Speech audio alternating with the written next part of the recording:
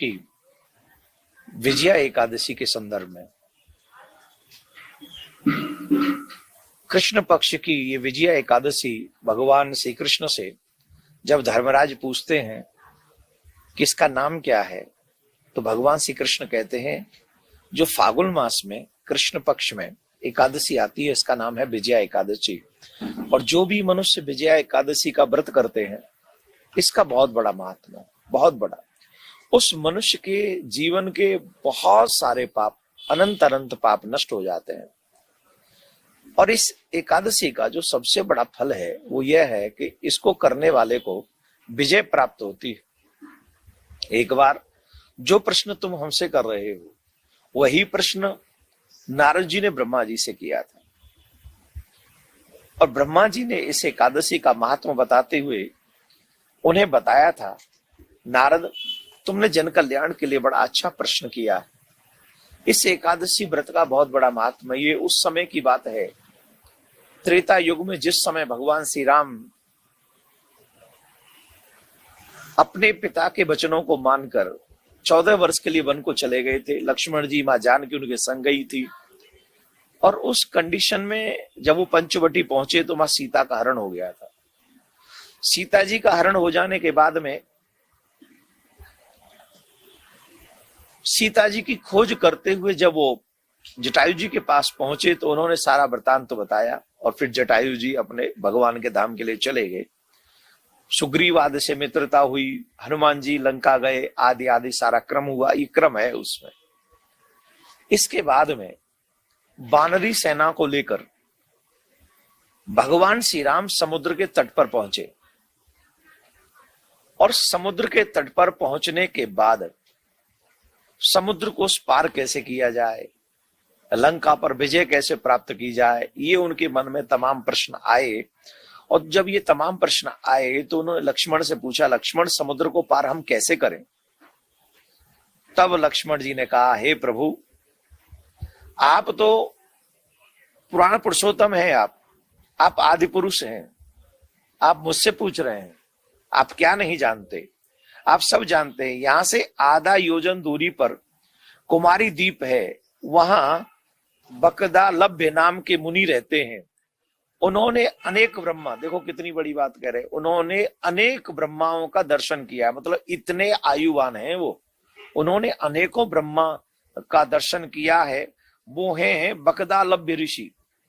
अगर हम सब चलकर उनसे प्रार्थना करें, उनसे पूछें, तो वो अवश्य हमें इस समस्या का समाधान बताएंगे। तो भगवान श्री राम, सुग्रीव जी, हनुमान जी आदि सभी वानरों को लेकर मुनि के पास में पहुंचे, और बगदा लभ्य ऋषि से भगवान श्री राम ने अपनी समस्या को कहा। तो ऋषि ने उनसे कहा, हे राम, अगर तुम लंका पर विजय प्राप्त करना चाहते हो तो तुम्हें फागुन मास की कृष्ण पक्ष की विजया एकादशी का व्रत करना चाहिए। इस व्रत का विधान बड़ा सुंदर बताया। इस व्रत को 10वीं की रात्रि से ही प्रारंभ कर देना चाहिए, बहुत सुंदर बताया। कहा कि इस व्रत की विधि यह है कि 10वीं के दिन एक घड़ा अवश्य रखना चाहिए। घड़ा वो चाहे स्वर्ण का हो, चाहे चांदी का हो, अथवा तांबे का हो, और ये धातुओं का अगर ना भी बन सके तो ये कलश मिट्टी का भी हो सकता है।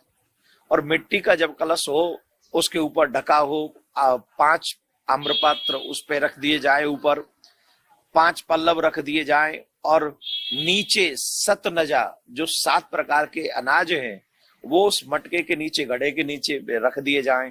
उसके बाद में जौ उस घड़े के ऊपर भी रख दिए जाएं, और फिर वहां पर एक स्वर्ण की मूर्ति नारायण भगवान की स्थापित उस घड़े के ऊपर करनी चाहिए।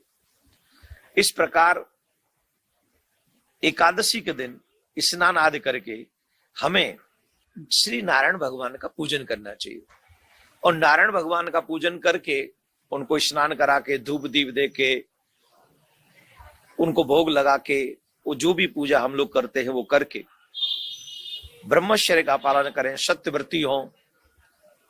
मैं एकादशी का विजय एकादशी का मैं व्रत कर रहा हूं, ऐसा संकल्प लेकर उस एकादशी को पूर्ण करें। और क्या करें?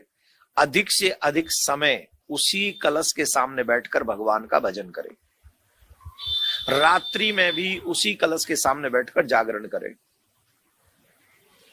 सुबह उठकर स्नान करे, एकादशी व्रत का पारायण करे और उस कलश को और देव मूर्ति को किसी ब्राह्मण को दान दे दे।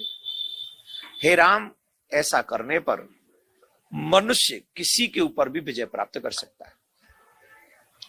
तुम्हें यह करना चाहिए। मुनि के कहने पर भगवान श्री राम ने, हनुमान जी ने, लक्ष्मण जी ने, सुग्रीव ने और अनेक सेनापतियों ने, जो वहां सेना के प्रमुख लोग थे, उन सब ने वो व्रत किया और परिणाम हम सब जानते हैं कि भगवान श्री राम की विजय हुई। रावण जैसा महापराक्रमी व्यक्ति परास्त हुआ। तो इसका नाम ही है विजय एकादशी। तो हम सभी को विजय एकादशी का व्रत करना चाहिए। मन क्रम वचन से, विधान से करें। एकादशी से पहले इसको सुन लें, जिससे ये 10वीं से ही प्रारंभ हो जाएगा। तो हमारा ये एकादशी का वीडियो, जो लोग एकादशी करते हैं उनको अवश्य सुनना चाहिए। कथा भी अवश्य सुनना चाहिए। कई लोग व्रत करते हैं पर कथा नहीं सुनते, उसका पुण्य नहीं मिलता है। तो व्रत करें, संयम रखें, कथा सुने और कथा का जो नियम है उसका पालन करें। 1 साल 11 महीना भी अगर कोई एकादशी के व्रत कर ले तो तुरंत वो मुक्त हो जाता है। वो उसे बार बार पृथ्वी पर नहीं आना पड़ता है।